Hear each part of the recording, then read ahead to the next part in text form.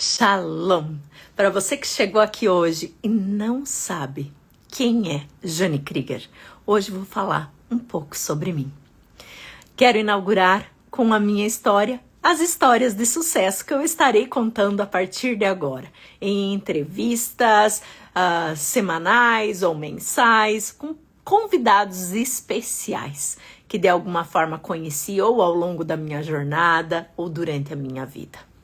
Quem é Jane Krieger? Eu sou psicanalista, psicopedagoga, passei boa parte da minha vida estudando e vou contar um pouquinho da história atual para voltar para o passado. E prometo me ater, quem sabe, no máximo meia hora, para trazer toda essa história que tem muitas nuances. Hoje, moro em Jerusalém há mais de 3 anos, estudando sabedoria milenar. Estudo textos como a Bíblia nos seus originais, assim como outros escritos milenares importantíssimos da sabedoria antiga. E por que eu tô lá em Jerusalém estudando?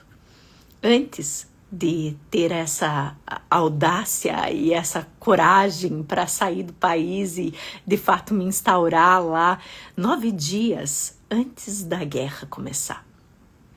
Mas o que me levou até lá foi porque eu já havia estudado nas grandes universidades do mundo, como a PUC daqui do Rio Grande do Sul, onde fiz psicologia positiva e onde encontrei pessoas extraordinárias, como Mihaly, que eu estudei muitas coisas relacionadas ao flow, à felicidade, ao propósito, à liderança.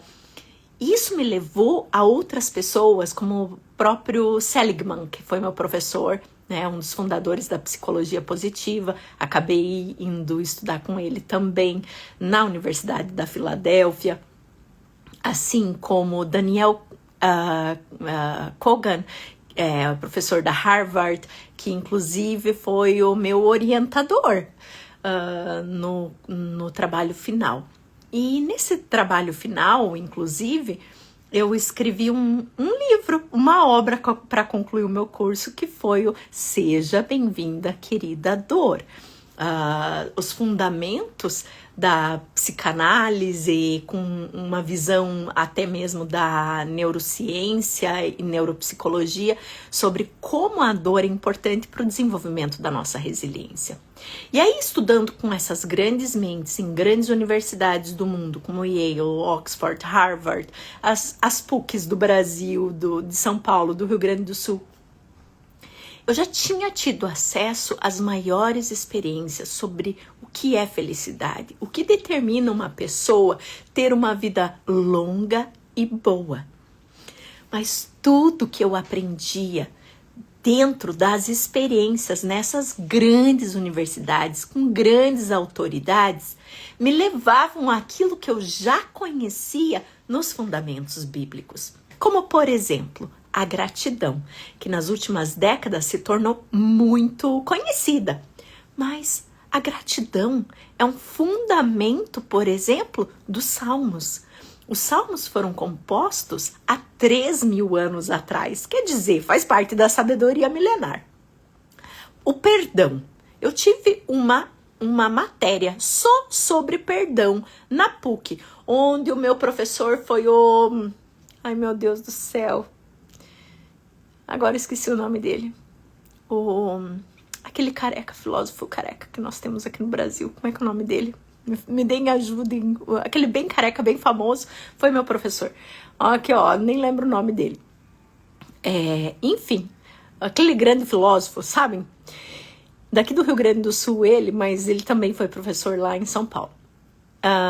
E aí, quando eu vejo todos esses assuntos, eles estão conectados com a Bíblia. Então eu pensei, eu preciso me conectar com a essência dos textos bíblicos no original para juntar tudo que eu já sei sobre ciência da felicidade, propósito de vida, uma vida boa, e conectar isso com aquilo que a Bíblia já falava há mais de 3.000 anos. Então, isso me levou para Israel, para eu saber mais, ter mais autoridade para falar, ter certeza daquilo que eu tô falando, porque eu conheço daí o texto no original, no hebraico ou aramaico, e a partir disso ajudar as pessoas a serem mais felizes. Tá, mas por que começou esse objetivo de eu querer saber tanto para ajudar tanto? Porque eu sei o que é sofrer. E eu não tive um começo fácil, nem uma vida fácil. Esse livro, por exemplo, que eu escrevi, Seja Bem-vinda, Querida Dor, e que depois tem também o livro na sua versão inglesa na Amazon, foi o meu 9º livro editado. Então, ele se tornou um marco na minha vida, no sentido de eu conseguir traduzir de forma científica, psicanalítica, esses pontos importantes para você ser uma pessoa resiliente. E quando você começa a compreender que a resiliência não é algo tão comum como nós imaginamos, mas para mim foi algo inerente à minha própria pessoa desde pequena. Eu não nasci numa família que na época tinha muitas condições. Nós éramos humildes. Os primeiros anos, eu lembro com nitidez, os primeiros anos da minha infância, nós não tínhamos nem eletricidade dentro de casa. A gente, à noite, jantava, o meu pai lia alguma coisa, um versículo bíblico, orávamos, à luz do lampião. A gente não tinha chuveiro elétrico. A minha mãe esquentava a água em cima do fogão a lenha e colocava num tambor, um latão, e nós tomávamos banho assim, bem restrito, né? Porque não tinha água para todos. Então o banho tinha que ser literalmente um banho de gato. As coisas melhoraram depois. Claro, meu pai e minha mãe lutavam muito, mas a resiliência começou a eu ver que a gente não precisava ter luxo para ser feliz. A gente era feliz com aquilo que tinha. Eu via meus pais terem muita satisfação no trabalho deles, indo para a roça, voltando, mesmo com safras frustradas. Aquela alegria em viver, em aproveitar as pequenas coisas da vida. Eu casei muito cedo, tive 3 filhos e passei por um casamento muito, muito, muito, muito turbulento. Devido a todos os princípios, valores que eu carregava, eu acreditava que casamento é para a vida inteira. E por isso eu tentei com todas as minhas forças, a ponto de quase esvair, não só minhas forças, mas minha vida, para tentar sustentar isso. Mas quando eu descobri o porquê que de fato tudo isso acontecia, eu consegui compreender que não fazia parte, não era parte minha da responsabilidade de manter isso. Assim como tantas mulheres que passam por abuso emocional e violência física. E isso aconteceu, eu vivi isso por muitos anos. Com muita coragem e com muita vergonha, eu me divorciei e comecei a minha vida. Como antes eu não podia trabalhar, a não ser de forma voluntária, eu com 31 anos comecei o meu primeiro trabalho, sem ter carteira de trabalho. Comecei o que eu sabia um pouco, não com muita, digamos, intrepidez, mas eu sabia português, português, e alemão e inglês. Então, eu podia ser uma professora de línguas. E foi assim que eu comecei e criei os meus filhos, dando aulas. Eu lembro que o meu primeiro salário era composto de aulas acumuladas, onde eu ganhava R$11 a hora. Foi muito difícil. Mas logo depois eu comecei a estudar e nunca mais parei. Eu cuidava dos meus filhos, comprava tudo que eles precisavam na medida do possível e economizava todo o dinheiro que eu podia para investir em educação. Era literalmente tudo que eu podia eu investir em educação. Eu não tinha bolsas chiques, eu não tinha roupas maravilhosas, porque eu investia nos melhores cursos que eu podia. Eu lembro quando eu fiz o meu doutorado, em 2014, Eu não tinha o dinheiro. Como que eu vou fazer agora para fazer o meu doutorado? Eu preciso fazer meu doutorado. Eu vendi meu carro. Fiquei sem carro. Porque o doutorado valia um carro. E claro que tudo se paga. Depois você consegue ter mais autoridade, você acaba crescendo e as pessoas vão confiando no teu trabalho, fazendo tudo sempre com muita excelência. E como eu tinha sofrido muito na área emocional, com abuso, com violência física, muita violência, e essa violência ela traz traumas que trazem danos emocionais muito graves. Foi por isso que eu decidi fazer a psicanálise e me aperfeiçoei nisso, abri a minha clínica. Trabalhei com clínica durante 10 anos, como psicopedagoga, psicanalista. Abri a sociedade de psicanálise aqui no Rio Grande do Sul, que teve muito sucesso, formei vários alunos, tive um instituto de educação, nós tivemos mestrado de ciências da educação, nós tivemos curso de pedagogia, curso de psicopedagogia, muitos alunos passaram nesses cursos por minhas mãos. E através disso, muitas escolas se abriram, universidades onde eu treinava professores. Depois disso, empresas começaram a se abrir, sabendo da forma como eu treinava os professores e como as escolas eram transformadas em empresas, grandes empresas como Santa Clara, Cooperativa Garibaldi, empresas tais como a Tramontina, que até hoje é minha grande cliente, me chamavam para treinar os seus altos executivos, gerentes, supervisores.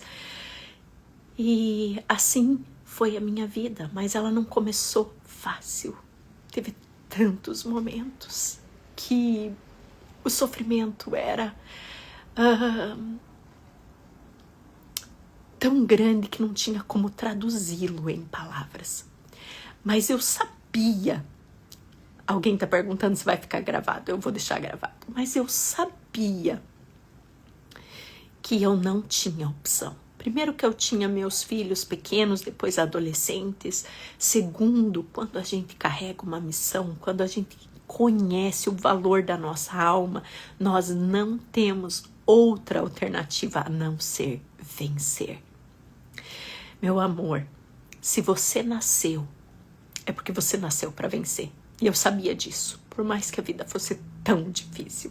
E talvez hoje você olhe para mim e você diz assim, meu Deus, eu só vejo a Jane viajando para cá e para lá, indo para tantos países no mundo, mora em Israel, olha a vida que ela tem, mas para ela tudo deve ter sido mais fácil. Eu quero te contar uma história que poucas pessoas sabem, mas hoje eu vou abrir nessa live. Sabe por quê? Porque eu quero que você saiba um pouco da minha vida. Isso não aconteceu há tanto tempo atrás. Aconteceu logo depois que eu comecei a minha vida sozinha. Eu não consegui. A pessoa, ela não... aliás, eu não vou falar sobre isso porque eu não quero denegrir a imagem de ninguém, mas eu não tinha a ajuda que muitas vezes mulheres têm para sustentar os seus filhos. Eu literalmente comecei dando aula, como falei, a R$11 a hora. Não era muito. Eu lembro que meu primeiro salário foi R$600. E aí eu comecei trabalhando em outro trabalho, mas o meu aluguel era 600, numa meia água que eu aluguei no fundo da casa de um pastor, inclusive. Então eu consegui pagar o aluguel, mas eu não tinha dinheiro para comprar gás. Mas eu tinha um micro-ondas em casa. Gente, eu literalmente cozinhei no micro-ondas por 3 dias. Mas eu não quis ligar para o meu pai para pedir R$50, era na época, um botijão de gás. Porque eu dizia, eu tô nessa situação, porque eu escolhi há tantos anos atrás, né, enfim, trilhar essa jornada. Ninguém é responsável por tua vida se alguma coisa não dá certo. Eu não queria ser nunca peso para ninguém. Então, fui disfarçando com os meus filhos, fazendo um miojo aqui, um macarrãozinho ali, entretendo com alguma coisinha. Mas ficamos 3 dias sem gás. eu sei o que é sofrer, mas eu também sei o que é passar pelo sofrimento sem murmurar, com um sorriso no rosto e sabendo que se hoje tá difícil, amanhã vai ser melhor. Porque amanhã eu vou acordar com um sorriso no rosto, eu vou dar o meu melhor no meu trabalho e eu sei que eu vou crescer e vou crescer rápido, porque quando a gente faz o melhor que você pode, esperam de você 10, você entrega 13.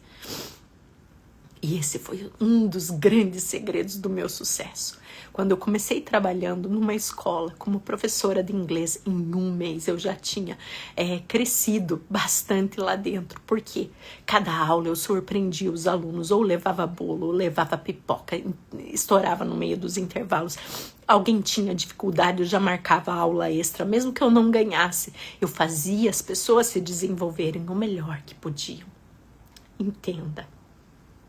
A vida, ela pode te dar muitas dificuldades, mas se ela te entrega muitas amarguras, é porque ela sabe que você precisa passar por uma lapidação extraordinária. Somente diamantes lapidados com muita tenacidade, com muita precisão, vão ser diamantes preciosos. O José, governador do Egito, passou 12 anos na prisão pagando por algo que ele nunca havia cometido. Foi odiado pelos irmãos, foi tido como a pessoa que tinha traído o próprio patrão. E ele nada disso lhe tinha feito. Então compreenda, Deus, ele não traz desafios maiores do que aqueles que você pode superar. A capacidade de você agradecer pelo que você tem vai te colocar além. Vai te fazer ter a força para você superar as maiores dificuldades e desenvolver a resiliência que eu te falei lá no 9º livro que eu lancei. E foi somente no meu 10º livro. Deixa eu ver se eu tenho aqui algum... tem aqui na minha frente. Deixa eu até abrir, que tá fechado. Foi somente quando eu lancei o meu 10º livro, que você pode encontrar lá no link da minha bio, se você quiser. Quando eu lancei esse livro, Os Segredos Ancestrais da Mulher de Sucesso, foi então que eu alcancei meu primeiro best-seller. Best-seller em 4 categorias na Amazon. E um livro que eu escrevi com muito amor para mulheres, fundamentado em tudo aquilo que eu já passei. E o que eu aprendo com tudo que eu já passei na vida? Em primeiro lugar, nunca abra mão dos teus princípios e dos teus valores. Eu só passei pelo que passei porque eu abri mão dos meus princípios e valores. Eu achava que talvez a outra pessoa era mais importante que eu precisava me diminuir. Se a pessoa mentiu, quem sabe só foi dessa vez. Entenda, caráter ele vai ser mostrado mesmo nas menores atitudes, na forma como uma pessoa trata o frentista, na maneira como trata o garçom, na maneira como trata as pessoas das quais ele não depende. Não se iluda. Quais são os teus princípios e valores? Eu tenho um capítulo aqui que fala só sobre isso. Princípios e valores, eles precisam ser levantados como uma coroa. Eles são a tua coroa, minha querida. Se você tira a tua coroa da cabeça, e se você fica se arrastando, rastejando, fica se diminuindo para caber no quadrado dos outros, eles vão pisar em você. Isso aconteceu comigo, mas eu aprendi e hoje eu quero ensinar para que você não passe por isso. Então aqui eu trago 10 capítulos inspirados na minha própria história, mas sem contar a minha história, como você pode ser uma mulher de alto valor. E a partir de compreender o teu valor da tua alma, que é eterna, que tem um valor inestimável, poder se posicionar no mundo e entender como cumprir o teu propósito. Então, meu amor, Sim, ó, tá apagando a luz do meu computador. Entenda, a minha vida, ela começou muito simples, lá nos Porcos Bravos, no Canguera, em Ipiranga, Paraná. Hoje, o mundo é a minha casa, um pouco no Brasil, um pouco fico na Grécia, um pouco vou para algum lugar da Europa, maioria do tempo morando em Israel. Uma mulher lá do interior que não tinha nem eletricidade, mas cresceu com luz do lampião. Sabe, os começos não importam. O que importa é como é que você escreve os últimos capítulos dessa história, o legado que você deixa, a história que você escreve. Talvez você diga, nossa, passei anos com a pessoa errada, fui traída, fui abusada, olha tudo que eu vivi. Gente, se eu ficasse me lamentando por todos os traumas, angústias, situações que eu passei, eu nunca poderia ensinar alguém a ser doce depois de tanta amargura. Mas quando a gente aprende a agradecer pelo que tem, as bênçãos do cotidiano que Deus nos dá, a Bíblia que me sustentou, os valores que eu carrego, dessa força, o Hazak, seja forte e corajoso, texto que me inspirou a vida inteira, Isaías 41:13 ou Josué 1:9. Então, esses textos da Bíblia me sustentaram a vida inteira, e não só os textos da Bíblia, como as canções. Então, para quem não sabe também, eu sou compositora. Então, nessas horas de dor, eu sentava no piano e cantava muito, ou tocava músicas ao piano. Então, é sobre isso. Aprender a agradecer pelo que você tem, ser feliz com aquilo que a tua vida traz para ti no momento, da melhor forma possível, e lutar. Pagar o preço, entender que não vem de bandeja, nunca veio de bandeja.